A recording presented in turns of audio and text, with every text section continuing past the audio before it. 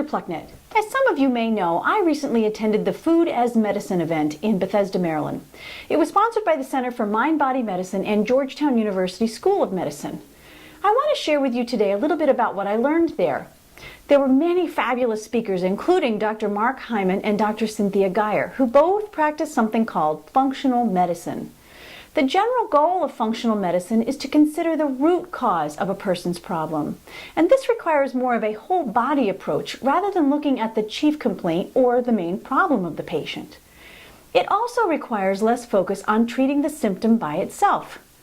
I really like this model of treatment as it takes into account the whole person, and it suggests that if treatment is effective at the root cause of the problem, then a great deal of improvement can be had in a person's overall health status as well.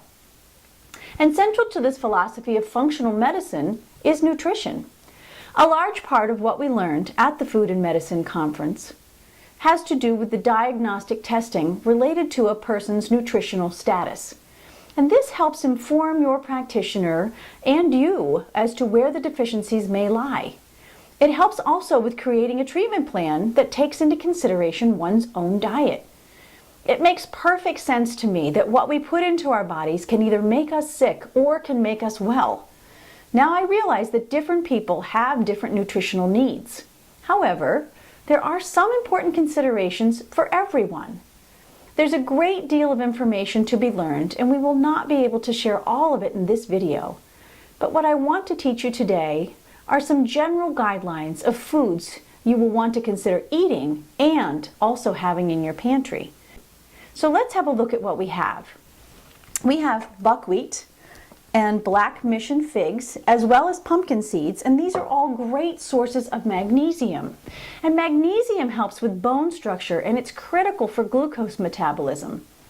Pumpkin seeds and sesame seeds also fall into a good source category for zinc, as do oysters and any other ocean fish. The recommended daily allowance for women would be 9 milligrams. Zinc is needed for proper estrogen and testosterone production and also has a role in glucose metabolism. Now, vitamin D we've spoken about, and you really should know what your vitamin D levels are so that you know how to supplement. But just so you are aware, a great source of vitamin D also comes in cod liver oil. Clams, sardines, salmon, oysters, and fermented soy are good sources of vitamin B12, which is an important nutrient for detoxification and usually comes from animal food sources.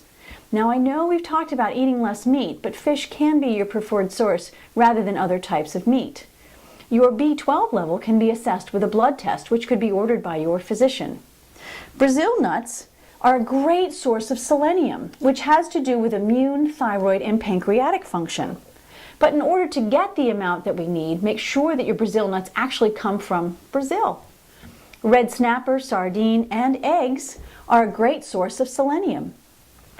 Now, that's all we have time for today, but we will continue to cover additional topics such as the value of turmeric, olive oil, blueberries, avocados, and lots of other great foods.